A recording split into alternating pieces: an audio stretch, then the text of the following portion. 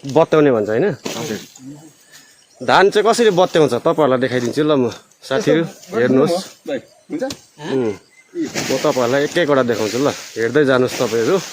म यहाँनिर धान कसरी बत्याउँछ के गर्छ डिटेल्समा तपाईहरुलाई देखाइदिन्छु है मज्जाले हेर्नुस् ओके ठ्याक्क सब्स्क्राइब पनि हान्दिनु ओके यहाँ घुम बुझ्छु त्यहाँ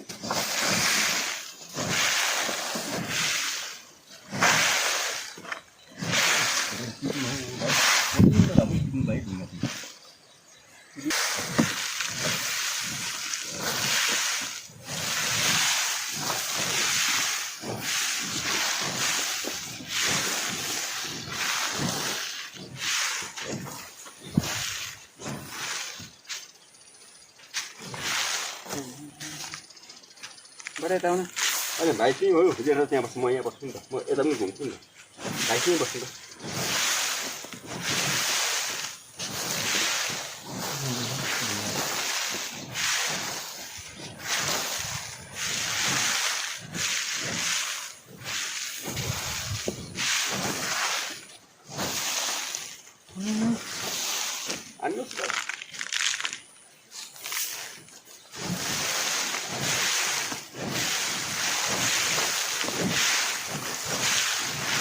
सबभन्दा झमेला चाहिँ धान लाग्यो मलाई त्यही हो नि पहिला गाडी जोत्नु त्यहाँबाट आली लगाउनु हो त्यहाँबाट हिलाउनु त्यहाँबाट धान रोप्नु खर्च चाहिँ कम्ती लाग्दैन त्यही त त्यहाँबाट धान गोड्नु त्यहाँबाट काट्नु सुकाउनु हो त्यहाँ गर्नु फेरि अब त्यही त सबभन्दा झमेला यो सुक्खाबारी चाहिँ ठिक हुन्छ बरु सुक्खाबारी अब यहाँ पानी पर्दैन आएन सब्जी रोप्छु यो त रोप्नै पर्यो नि अब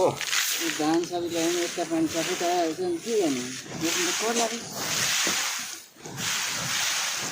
सब्जीहरू रोप्दाखेरि याद गर्नु कि दुःख कम्ती पर्छ है हजुर खासमा यसमा बेसी दुःख हो यही चाहिँ महँगो हुनुपर्ने नि त्यही त होइन नि अन्त महँगो हुने यो पनि महँगो छ कति हो कति बेसी 80-90-100 रुपियाँ होला होइन केजीको केजी पाउँदैन नि 20 पातीको त अन्त 26 हो 20 पातीको 26 हो भनेपछि 20 पातीमा कति केजी हुन्छ एक मुठी कति केजी चाहिँ आयो अब अन्दाजी कति केजी होला मजा सुकेको छ भने 35 केजी चामल बस्छ 35 केजी त हुन्छ होला एक मुठीको चाहिँ काठमाडौँ 30 यहाँ पुग्छ हौ भाइ 20 केजी त पुग्छ कि पोहोर त मैले पिछला 35 केजी पुगेको थिएँ चामल 35 केजी पुग्यो भने पनि 200 कति हुन्छ 35 0 70 7,000 यता 2600 भन्नु भएन तपाईँले हजुर अन्त 2600 अन्त तपाईँको त 100 रुपियाँ केजी पनि परेन नि अन्त त्यो यसो त कहाँ पर्छ यो 80-60 पर्यो 70-80 रुपियाँ पर्यो केजीको पर्यो कहाँ पर्छ 1 केजी धानको चामल 70-80 रुपियाँ पर्यो तपाईँको हिसाबमा हो अन्त यो दुःख अनुसार त नि यो 500 रुपियाँ केजी पनि नपाउने कुरा पो त मकैको चामल चाहिँ 90 रुपियाँ केजी पाउँछ मकैको चामल पनि त्यही 100 रुपियाँ खोलाको हुन्छ नि बजार त्यो पोका पोका बडा धान यस्तो दुःख हेर्दाखेरि मेहनत हेर्दा चाहिँ 500 रुपियाँ केजी पनि कम्ती भयो 800 चाहिँ हुनुपर्ने होइन बेसी दुःख छ कि यसमा र पानी अब धान लड्छ भने पानी कटाए आमा चरा अब त्यति क्याटी छ हाल्नु निकै धरी नगरेको यही धान चाहिँ नरोप्नु भनेको निकै भाइलाई मैले त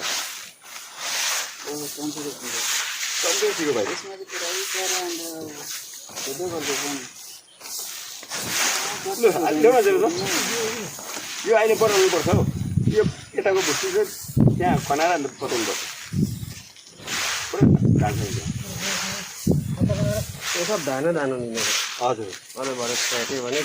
पुर्को भन्दा भुस्सु चाहिँ भाइ यसपालि यो केलामा पर्छ उता सबै किलोमिटर नाङ्गो युजहरू खरामा लगेर नि धुनुपर्छ मजाले ठुलो भाँडामा धान यो धान बचाउँदाखेरि नि बल्लाएर बचाउने होइन नि धानै उड्छ अनि उड्छ नि यतिको मात्रै हो खासमा यतिको मात्रै हो त्यो भुसेर आउँछ किन्दैन होइन यसो गऱ्यो त भुसभुस मात्रै जान्छ होइन